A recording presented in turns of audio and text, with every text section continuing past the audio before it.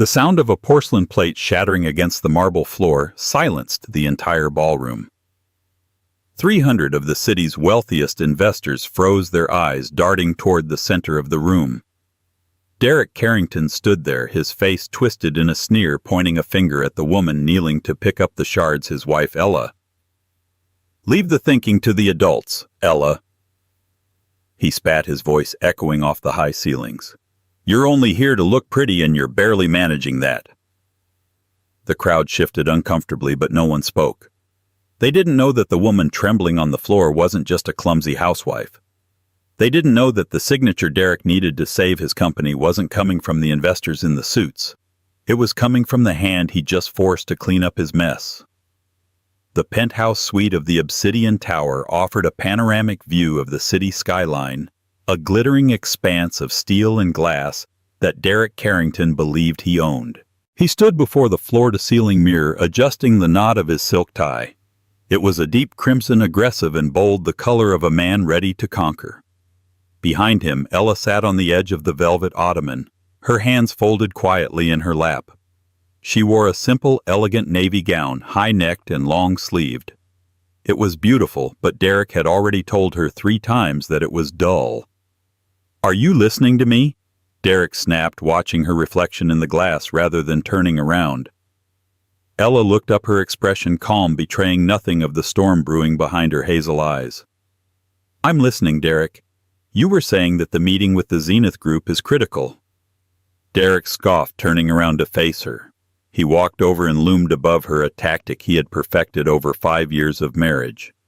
"Critical? It's not just critical, Ella. It's life or death. Carrington Tech is bleeding cash. If I don't secure the capital from the Zenith representatives tonight, the stock plunges by Monday morning. I need everyone to be perfect. That includes you." He reached down and picked up a lock of her hair, scrutinizing it with a frown. "Did you fire the stylist I sent over? This looks pedestrian?" "I did my own hair," Ella said softly. "I prefer it simple." "Simple?" Derek mocked, dropping her hair as if it were dirty. "That's your problem. You think small. That's why you're a housewife and I'm the CEO. Tonight I need you to stand there, smile, and keep your mouth shut. Don't try to talk about the market. Don't try to discuss the tech sector. Just nod. Can you manage that?" Ella stood up. She was shorter than him, but for a split second there was a rigidity in her posture that made Derek pause. "I can manage, Derek. I always do." "Good." He checked his gold Rolex, a recent purchase he couldn't actually afford. "The limo is downstairs. And try not to trip over your own feet this time. I have important people to impress. Robert Galloway is going to be there. If he smells weakness, he'll eat me alive." Ella picked up her clutch. Inside, tucked away in a hidden lining, was a small, secure USB drive and a single black business card with no name, only a golden sun emblem. "I wouldn't worry about Mr. Galloway," she said, her voice barely a whisper. "What was that?" Derek barked, opening the heavy oak door. "Nothing," she replied, following him out. "I said I hope the evening goes well." As they descended in the private elevator, Derek's phone buzzed incessantly. He smiled at the screen, a smile that never reached his eyes when he looked at his wife. Ella knew exactly who it was. Tiffany. His executive assistant, a 24-year-old blonde woman who had been helping Derek spend the company's reserved funds on trips to Cabo and jewelry disguised as business expenses. "Tiffany is bringing the revised projections," Derek said, sliding the phone back into his pocket. "She's a shark. Sharp, hungry. You could learn a thing or two from her about ambition." Ella stared at the digital numbers changing on the elevator panel. Ground floor. "I'm sure she's very talented," Ella said dryly. The doors opened and the flash of paparazzi cameras instantly blinded them. Derek immediately switched on his charm, grabbing Ella's waist with a grip that was painfully tight, smiling for the cameras as if they were the perfect power couple. But as he leaned in to kiss her cheek for the shot, he whispered, "Don't embarrass me." Ella smiled for the cameras, a cold, practiced smile. Not tonight, Derek, she thought. Tonight the embarrassment won't be mine. The grand hall of the St. Regis Hotel had been transformed into a corporate battlefield disguised as a gala. Waiters in white tuxedo jackets moved like ghosts through the crowd, carrying trays of champagne and caviar. The air smelled of expensive perfume and desperation. Derek strode into the room, leaving Ella trailing a few steps behind. This was his arena. He shook hands with minor investors, laughed too loudly at jokes that weren't funny, and constantly scanned the room for the whales, the big money. "Derek," a voice called out from near the bar. It was Robert Galloway, a seasoned venture capitalist with gray hair and eyes like flint. He was holding a scotch, looking bored. Derek rushed over, practically dragging Ella by her elbow. "Robert, good to see you. I didn't know if you'd make it." Galloway looked Derek up and down. "I hear Carrington Tech is having liquidity issues, Derek. I wanted to see if the rumors were true." Derek's face paled slightly, but he covered it with a forced laugh. "Liquidity issues nonsense. Just restructuring for the expansion. We're actually about to close a massive deal with the Zenith Group." Galloway raised an eyebrow. "Zenith, I've heard of them. Mysterious outfit. Nobody knows who sits on the board. You secured a meeting." "The meeting is tonight," Derek bragged. "Right here. I'm going to present the new AI integration. It's revolutionary." Galloway turned his gaze to Ella. "And does Mrs. Carrington have a hand in this revolutionary AI?" Derek let out a sharp, dismissive snort. "Ella, God, no. Ella struggles to operate the microwave, Robert. She's here for moral support. Or decoration." Galloway didn't laugh. He looked at Ella with a strange curiosity. "Is that so? I find that often the quiet ones are the ones listening the hardest." "She listens," Derek said, waving his hand. "She just doesn't understand." Before Ella could respond, a woman in a striking low-cut red dress approached them. It was Tiffany. She held a tablet against her chest like a shield, but her eyes were fixed on Derek with possessive familiarity. "Mr. Carrington," Tiffany said, her voice breathless. "I have the files prepared for the Zenith presentation. The projector is set up in the Platinum Room." "Excellent work, Tiffany." Derek beamed, turning his back on his wife completely. "See, Robert, this is what efficiency looks like." Tiffany glanced at Ella, offering a smirk that was barely concealed. "Hello, Ella. That's a quaint dress. Very vintage." "It's classic," Ella replied evenly. "Something that doesn't go out of style after one season." Tiffany's smile faltered, but Derek stepped in. "Tiffany, go make sure the champagne in the Platinum Room is chilled. The Zenith representatives, Mr. Sterling and his team, are arriving in 20 minutes. I want everything perfect." As Tiffany walked away, swaying her hips intentionally, Derek turned on Ella. His voice dropped to a hiss. "Don't you dare speak to my staff like that." "She insulted me, Derek." "She's valuable to this company. You are not," Derek whispered venomously. "Now go get me a drink. Scotch. Neat. And don't take all night." Ella took a breath, smoothing the fabric of her dress. She walked toward the bar, navigating through the sea of suits. She could hear the whispers. People knew. They knew about the business failing, they knew about Tiffany, and they looked at her with pity. She reached the bar and ordered the scotch. While the bartender poured, a man in a dark charcoal suit appeared beside her. He didn't look like the other investors. He wore an earpiece and stood with military posture. "Mrs. Johnson," the man said softly, using her maiden name, a name she hadn't used in 6 years, a name that carried weight in banking circles that Derek couldn't even imagine. Ella didn't look at him. She kept her eyes on the amber liquid in the glass. "Is everything in place, Lucas?" "Yes, ma'am," the man replied. "The Zenith board is assembled in the Platinum Room. They are waiting for your signal to begin the interrogation." "Let Derek start his presentation," Ella said, picking up the drink. "Let him dig the hole deep. I want him to feel safe before the floor drops out." "And the mistress?" Lucas asked. "She's part of the audit," Ella said coldly. Include her in the asset freeze. Understood. The chairman is ready to enter on your command. Ella nodded and turned back toward the party, the submissive wife mask slipping back into place. She carried the drink back to Derek, who was now laughing loudly with a group of younger bankers boasting about his upcoming victory.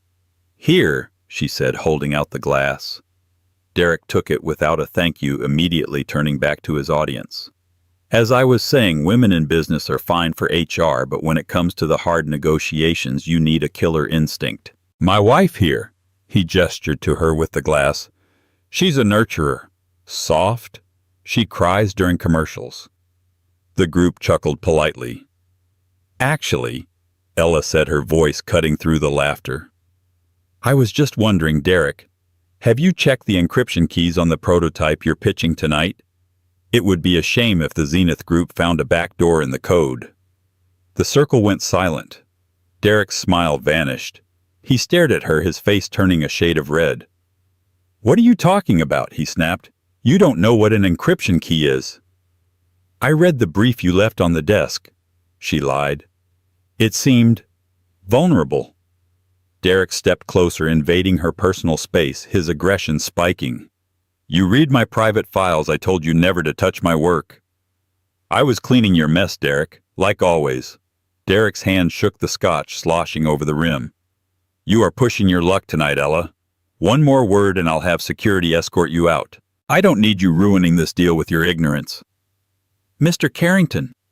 Tiffany appeared again, looking flushed. They're here. The Zenith Group.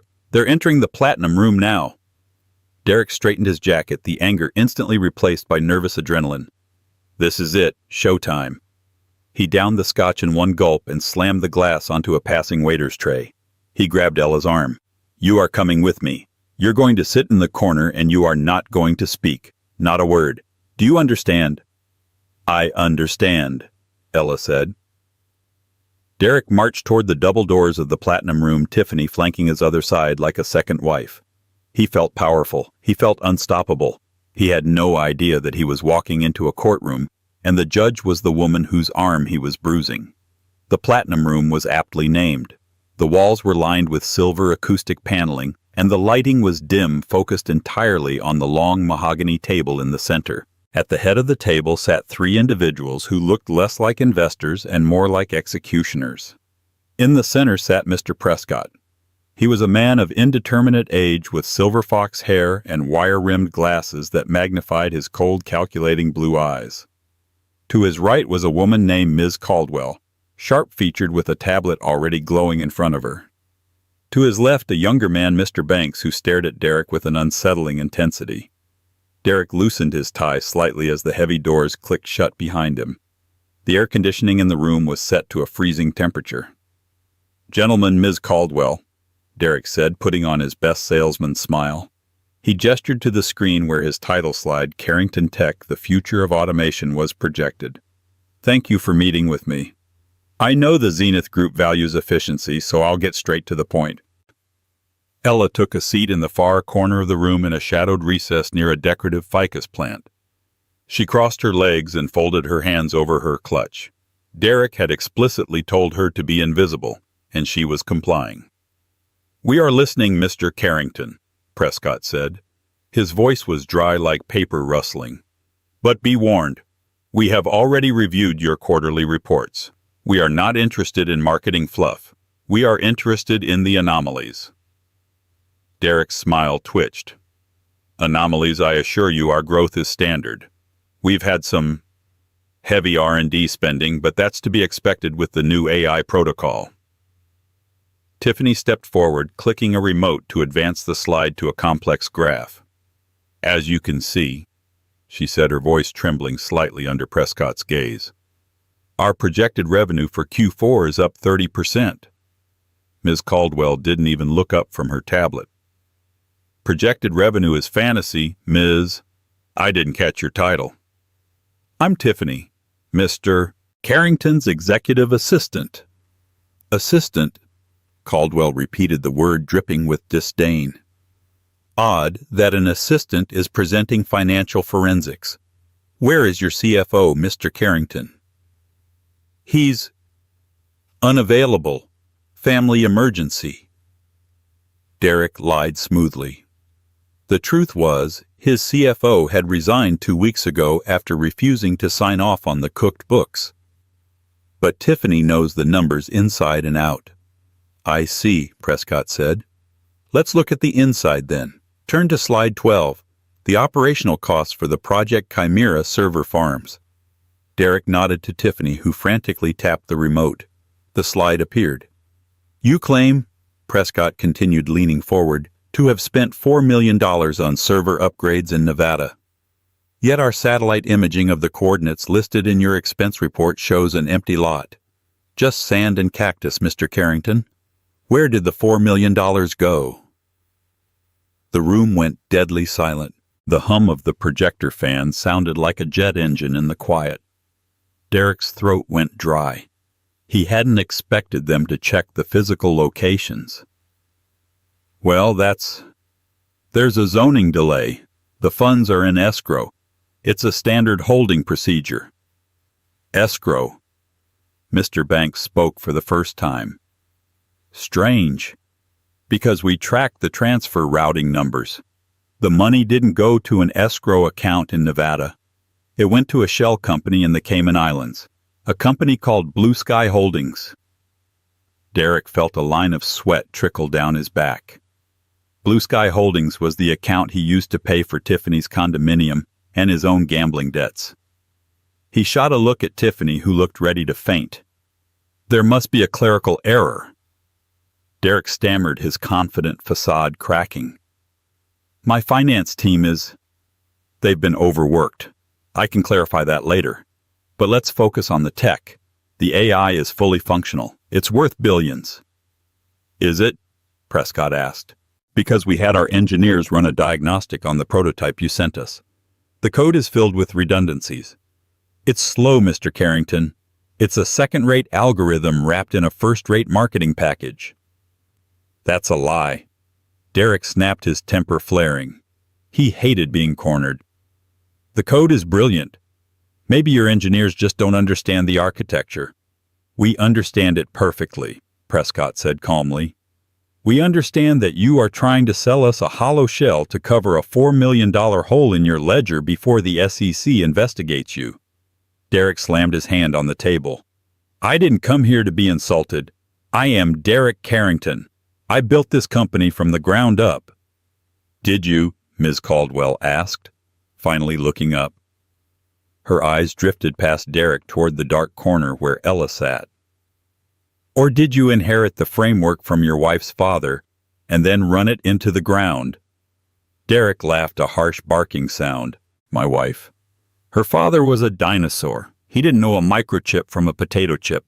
And Ella, please, she's sitting right there. Look at her. He gestured aggressively toward the corner. She's waiting for me to tell her when to stand up and when to sit down. She has nothing to do with this company's success. Ella remained motionless, her face a mask of indifference. But under the table she tapped a single button on her phone. Mr. Prescott looked at his own phone, which vibrated silently on the table. He read a message, then looked back at Derek. The meeting is taking a turn, Mr. Carrington. We are not going to invest in Carrington Tech. Derek's face turned purple. You can't walk away. We have a verbal agreement. We have nothing, Prescott said. However, we are interested in acquisition, a hostile takeover. We are prepared to buy out the debt, dissolve the board, and fire the CEO. Fire me, Derek screeched. You can't fire me. I own 51% of the voting shares. Do you? Prescott asked softly. You might want to check your bylaws regarding gross misconduct and fiduciary negligence. There are clauses that trigger an automatic transfer of authority. Derek looked around the room, feeling the walls closing in. He needed a scapegoat. He needed someone to blame for his lack of preparation, his stuttering, his failure. His eyes landed on Ella. The atmosphere in the Platinum Room shifted from tense to toxic. Derek abandoned the podium and marched toward the investors, but then stopped, turning his back on them to face his wife. This is your fault, Derek hissed, his voice loud enough for everyone to hear. Ella looked up, blinking slowly. My fault, Derek. Yes, your fault, Derek shouted, pacing frantically. He turned to Prescott. You want to know why I'm off my game today? Why there are clerical errors? It's because of the stress I deal with at home. I carry the weight of the world on my shoulders and I come home to nothing. A leech. He pointed a shaking finger at Ella. She contributes nothing. She spends my money, she distracts me with her petty domestic problems, and she drags down my mental state. A CEO needs a partner, not a passenger. Tiffany, seeing an opportunity to save herself, chimed in. It's true. Mr. Carrington is constantly having to fix mistakes Mrs. Carrington makes. She calls the office 10 times a day asking how to pay bills or hire plumbers. It's pathetic, really. Ella stood up. The movement was slow, graceful, and silent. Sit down, Ella, Derek barked. I didn't tell you to stand up. I think I've heard enough, Derek, Ella said. Her voice was different now. The softness was gone, replaced by a steel timbre that resonated in the quiet room. You've heard enough. Derek laughed, walking up to her until he was inches from her face. You don't get to decide when it's enough. You are here because I allow you to be here. You are wearing that dress because I paid for it. You are living in my penthouse because I married you out of pity. He grabbed her upper arm, his fingers digging into her flesh. Now sit down, shut up, and let me fix the mess you caused by bad-lucking this meeting. Mr. Carrington, Prescott said, his voice cutting like a whip. Remove your hand from her. Stay out of this. Derek spat over his shoulder. This is a domestic matter. She's my wife. I can speak to her however I want. Actually, Ms. Caldwell said, standing up, you can't. Derek ignored them. He squeezed Ella's arm tighter, shaking her slightly. You are going to apologize to these people. Tell them you distracted me. Tell them the accounting errors were you mixing up the paperwork I brought home. Take the blame, Ella. Do it now, or so help me God, you'll be on the street tonight without a penny. Ella looked down at his hand on her arm, then up into his eyes. Derek, let go. Or what? Derek sneered. You'll cry, you'll call your daddy? Oh wait, he's dead. You have no one. You are nothing without me. The doors to the Platinum Room burst open. Everyone turned. 2 large men in black suits entered, followed by Lucas, the man who had spoken to Ella at the bar. But Lucas wasn't holding a drink now. He was holding a thick leather portfolio. Security! Derek yelled. Get these people out of here! We are in a private meeting! Lucas ignored Derek completely. He walked straight to the table and placed the portfolio in front of Mr. Prescott. The transfer is complete, ma'am, Lucas said, looking directly at Ella. Derek looked confused. Ma'am, why are you talking to her? Ella pulled her arm free from Derek's grip with a sudden sharp twist that made him stumble back. She smoothed the fabric of her sleeve where he had wrinkled it. Lucas, Ella said, her voice commanding and crisp. Please escort Tiffany out of the room. Her clearance has been revoked. What? Tiffany shrieked. You can't fire me. I work for Derek. Derek doesn't have the authority to hire a janitor anymore, let alone an assistant, Ella said coldly. Derek's face went from red to white. Ella, have you lost your mind? I am the CEO of Carrington Tech. No, Derek, Ella said, stepping past him toward the head of the table. Mr. Prescott immediately stood up and pulled out the center chair the chair meant for the leader of the Zenith Group. Ella sat down in the chair. She looked comfortable there. She looked like she belonged. You were the CEO of Carrington Tech, Ella corrected him, folding her hands on the table exactly the way Prescott had done earlier. But as of 5 minutes ago, the board of the Zenith Group, which I own, has executed the purchase of your outstanding debt. Derek stared at her, his mouth opening and closing like a fish. You own Zenith. I founded Zenith 6 years ago with my inheritance, Derek. I didn't want you to know because I wanted to see if you could succeed on your own. I wanted to see if you were a good man. She paused, her eyes hardening. I have my answer. This is a joke, Derek stammered. A prank. You can't run a global conglomerate. You bake cookies, you garden. I manage a $4 billion portfolio while you sleep, Derek. The book club I go to on Tuesday's board meetings. The charity trips to Zurich Asset Management. Mr. Prescott slid a document toward Derek.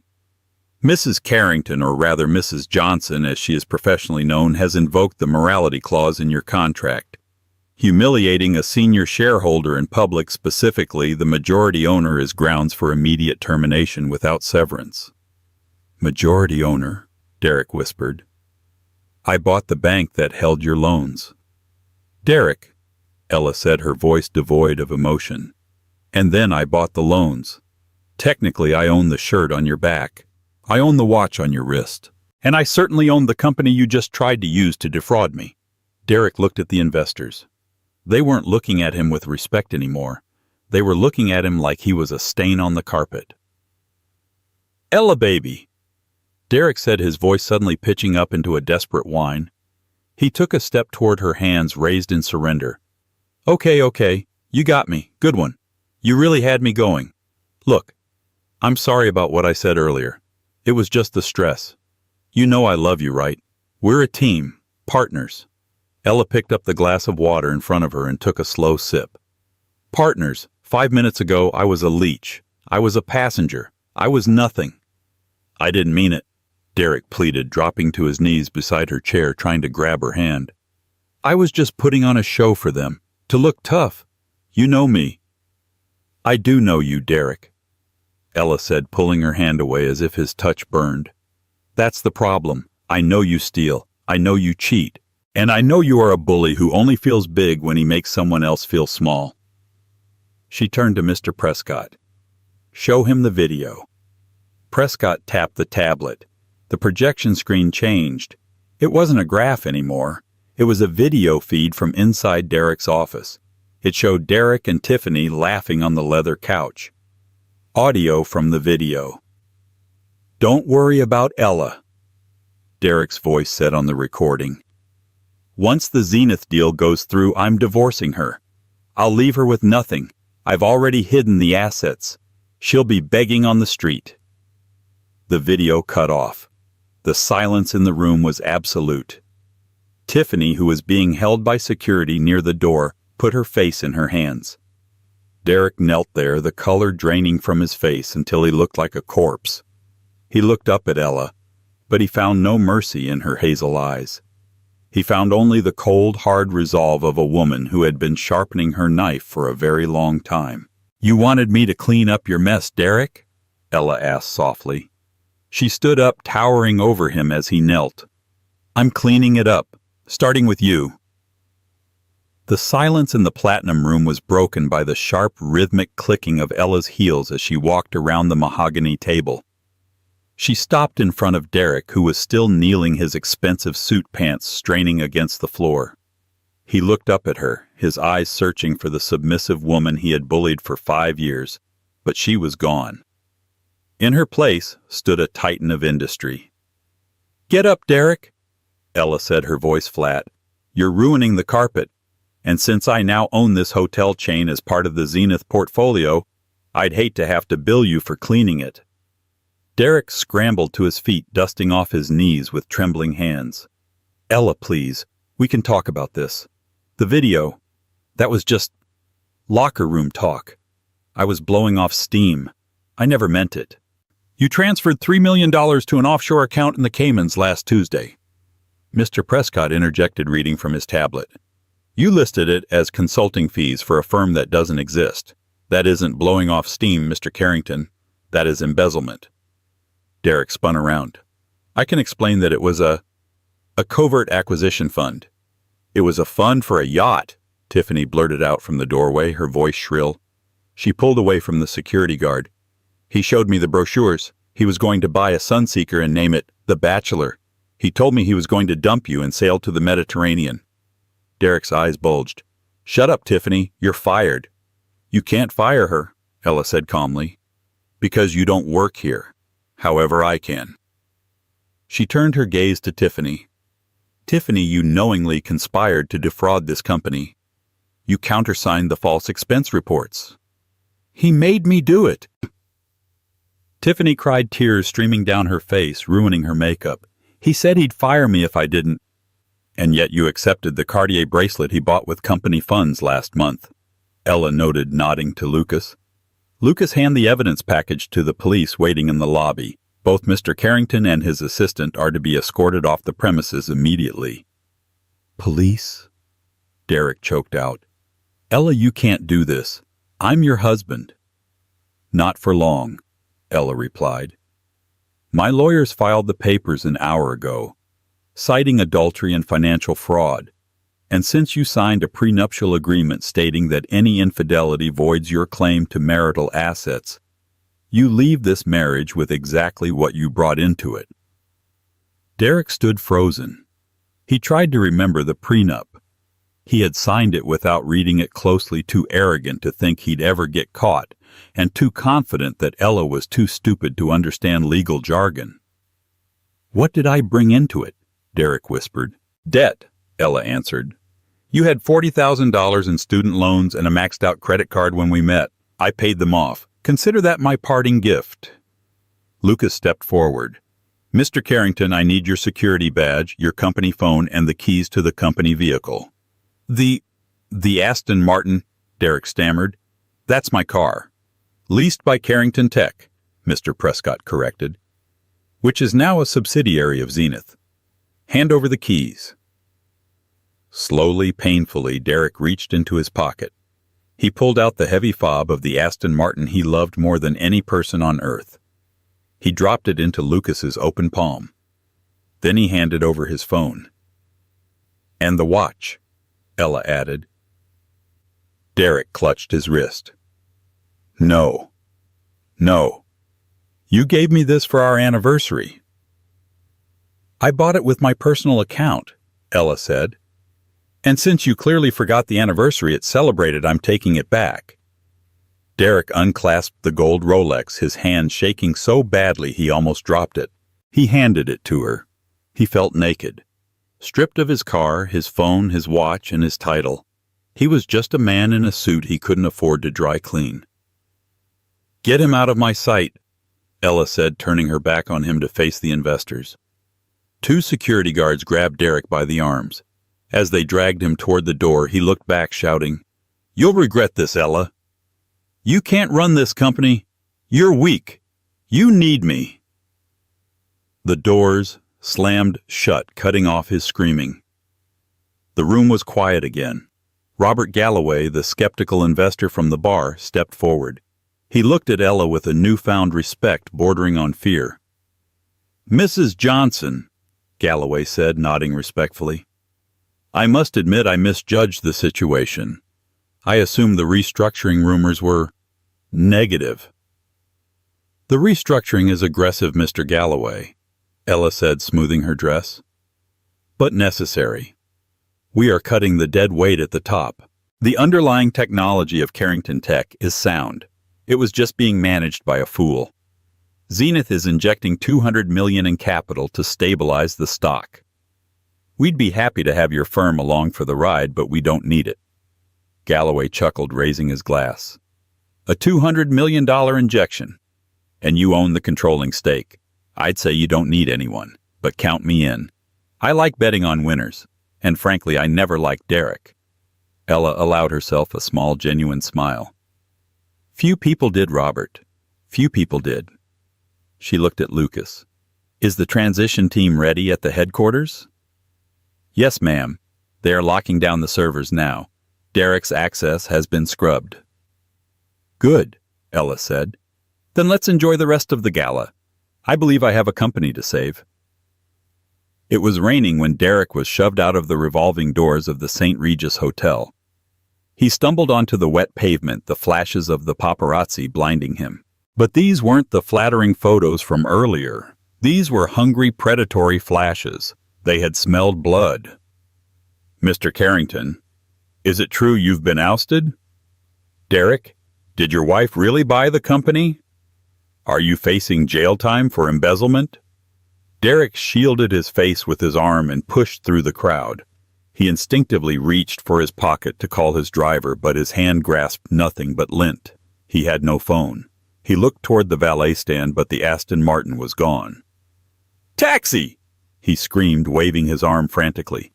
"Taxi!" A yellow cab pulled over, splashing a puddle of dirty water onto his Italian leather shoes. Derek cursed and climbed inside. "Where to?" the driver asked, chewing on a toothpick. "Obsidian Tower," Derek snapped. "And hurry, I'll double the fare." He patted his pockets and realized he had his wallet, but he wasn't sure which cards were still active. The ride was a blur of neon lights and panic. Derek's mind was racing. "She can't do this. It's illegal. I'll sue her. I'll sue Zenith. I'll get the best lawyers in the city." But deep down, a cold knot of dread told him the truth: he couldn't afford the best lawyers. He couldn't even afford Tiffany's lawyer. The taxi pulled up to the Obsidian Tower, the most exclusive residential building in the city. Derek threw a $100 bill at the driver, the last cash he had on him, and didn't wait for change. He sprinted into the lobby. The concierge, a man named Henry, whom Derek had tipped poorly for years, looked up from the desk. "Evening, Mr. Carrington," Henry said, his face unreadable. "Elevator, now," Derek barked, rushing past the desk. "Mr. Carrington, wait," Henry called out. Derek ignored him and jammed his finger against the call button. The elevator doors opened and he jumped inside, pressing the button for the penthouse. Nothing happened. The button didn't light up. Derek pressed it again and again. "Come on, come on." "I deactivated your fob, sir," Henry's voice came from the lobby. Derek stuck his head out of the elevator doors. "You? What, I live here? Turn it back on." "I can't do that, sir," Henry said, walking over with a clipboard. "The lease for the penthouse is held by a trust managed by the Johnson estate. We received a notification 20 minutes ago that the tenancy has been terminated due to a breach of contract." "Breach of contract!" Derek screamed, his voice echoing in the marble lobby. "It's my home." "Actually?" A deep voice boomed from the entrance. Derek turned. Lucas was standing there, shaking an umbrella. Behind him were 4 men in blue coveralls bearing the logo of a moving company. "The apartment belongs to the company Derek," Lucas said, walking over. "Per tax loopholes you insisted on using to avoid property taxes, the residence is officially corporate housing for the CEO of Carrington Tech. Since you are no longer the CEO, you are trespassing." "You can't kick me out in the middle of the night," Derek shouted. "There are tenant laws, squatters' rights." "This isn't a tenancy," Lucas said calmly. "It's a corporate benefit, and we've already packed your personal effects."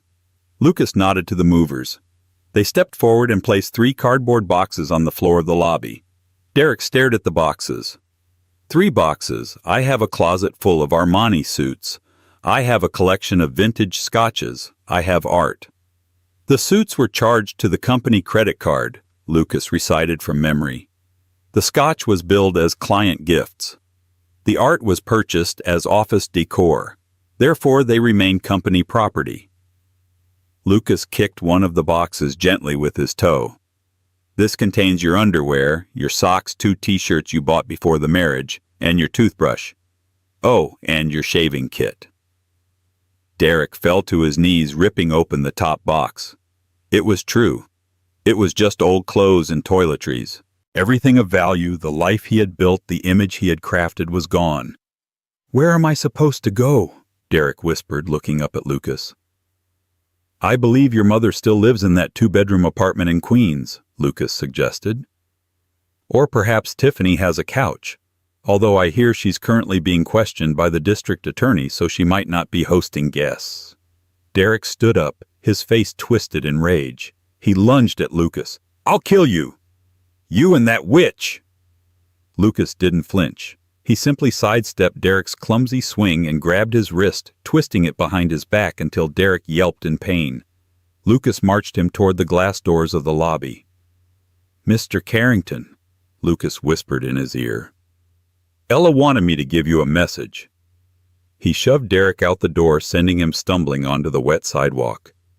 "She said—" Lucas continued standing in the warm light of the lobby while Derek stood in the rain. "Leave the thinking to the adults." Lucas turned and walked away. The concierge locked the glass doors. Derek stood there, the rain soaking through his shirt, plastering his hair to his skull. He looked up at the penthouse 80 floors above. The lights were on. He could see a silhouette in the window. It was Ella. She was looking down at the city she now owned. Derek pounded on the glass. Ella, open the door. Ella! But the glass was soundproof. No one heard him. Passers-by gave him a wide berth, assuming the screaming wet man in the torn suit was just another city lunatic. He checked his pockets again. No phone, no wallet, no keys. Just 3 boxes of old clothes and a wet sidewalk. He sat down on the curb, burying his face in his hands. The realization hit him like a physical blow. He hadn't just lost the company. He hadn't just lost the money. He had lost the person who had protected him from his own incompetence for years. He was finally the man he was always terrified of becoming, a nobody. Up in the penthouse, Ella stepped away from the window. She didn't feel joy. She didn't feel sadness. She felt light. The weight of 5 years of emotional abuse, of walking on eggshells, of dimming her own light so his wouldn't look so faint, it was all gone. She walked to the desk, Derek's old desk, and sat down. She picked up the phone. "Connect me to the Asia-Pacific division," she said clearly. "We have work to do." 6 months had passed since the night the glass shattered in the ballroom of the St. Regis Hotel. The winter snow had turned to gray slush on the sidewalks of the financial district, matching the mood of the man standing on the corner of 5th and Main. Derek pulled the collar of his coat up against the biting wind. It wasn't the cashmere trench coat he used to wear. That had been sold at an auction to pay off a fraction of his legal fees. This coat was a synthetic blend he'd found at a thrift store, and it did little to keep out the chill. He checked his watch, a cheap plastic digital piece that beeped every hour. It was 12:45 p.m. He had 15 minutes left on his lunch break before he had to return to his new job.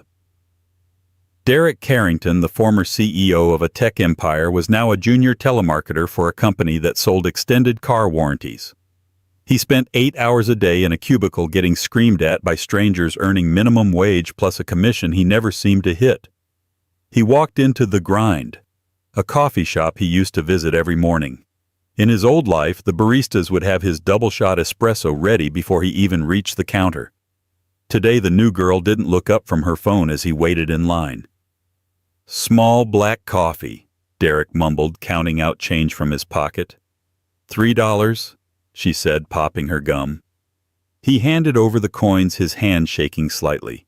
As he waited for the cup, he looked over at the magazine rack near the window.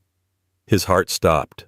There on the cover of Business Weekly was a face he knew better than his own. Ella Johnson, the quiet billionaire reshaping the tech world. She looked stunning. She was wearing a white power suit, her hair styled in loose waves, her hazel eyes staring confidently into the camera. The headline underneath read, "How the new owner of Zenith Group turned a failing startup into a global powerhouse in under 6 months."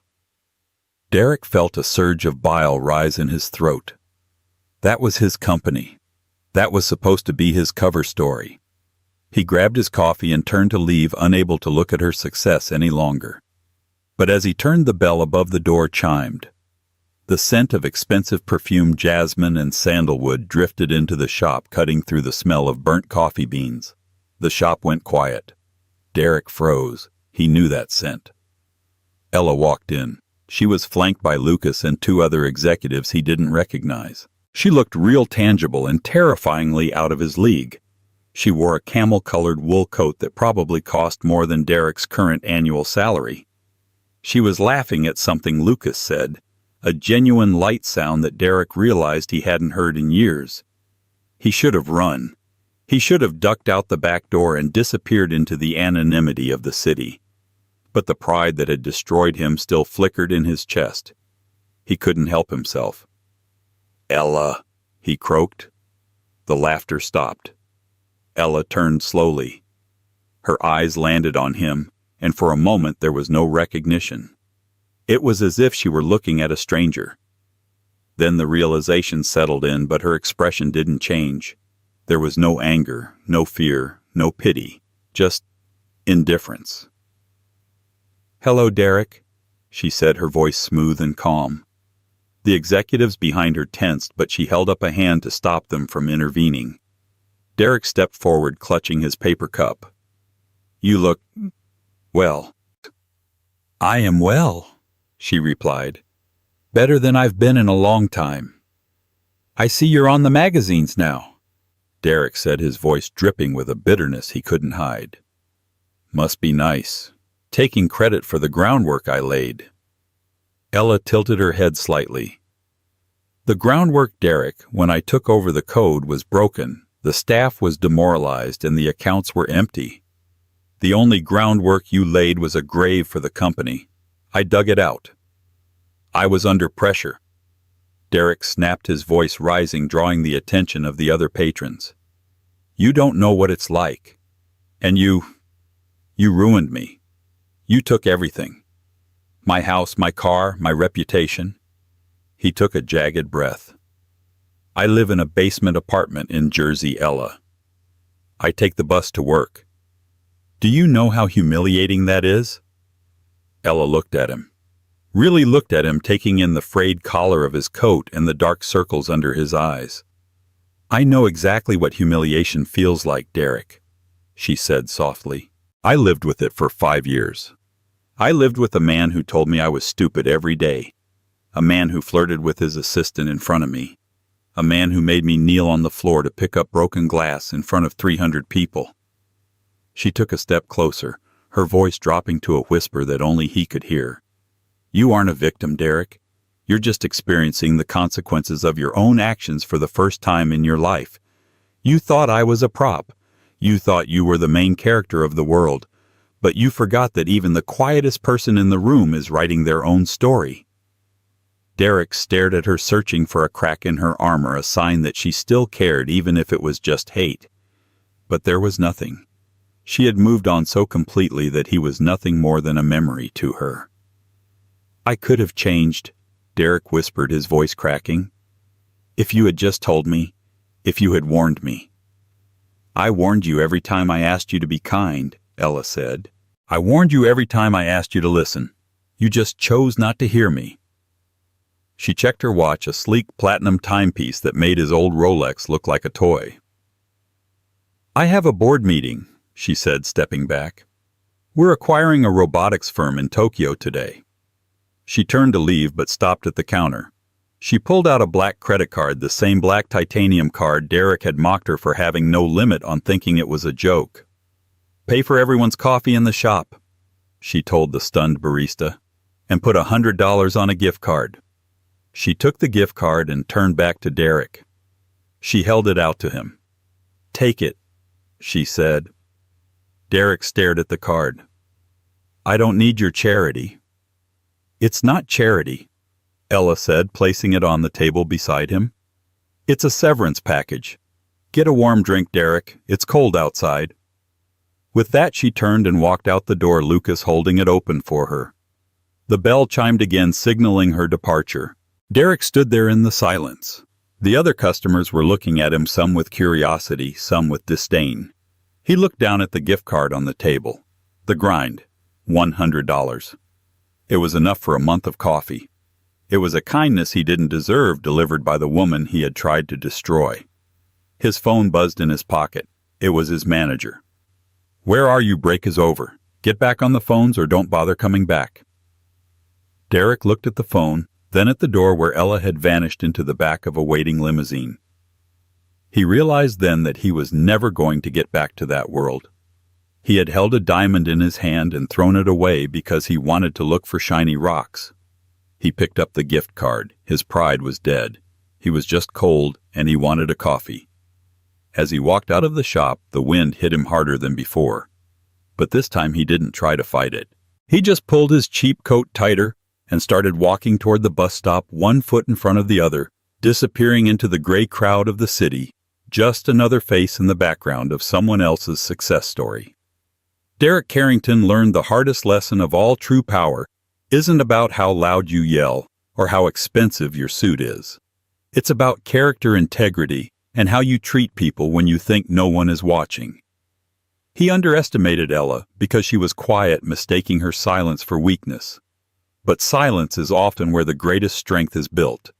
By the time he realized she held the keys to his kingdom, he was already locked out. In life, be careful who you step on while you're climbing the ladder, because they might be the exact person you have to look up to when you fall. If you enjoyed this story of justice and redemption, please hit the like button. It really helps the channel. Share this video with someone who needs a reminder that karma is real, and don't forget to subscribe and ring the bell so you never miss a new story. Would you have given Derek the gift card, or would you have walked away? Let me know in the comments below.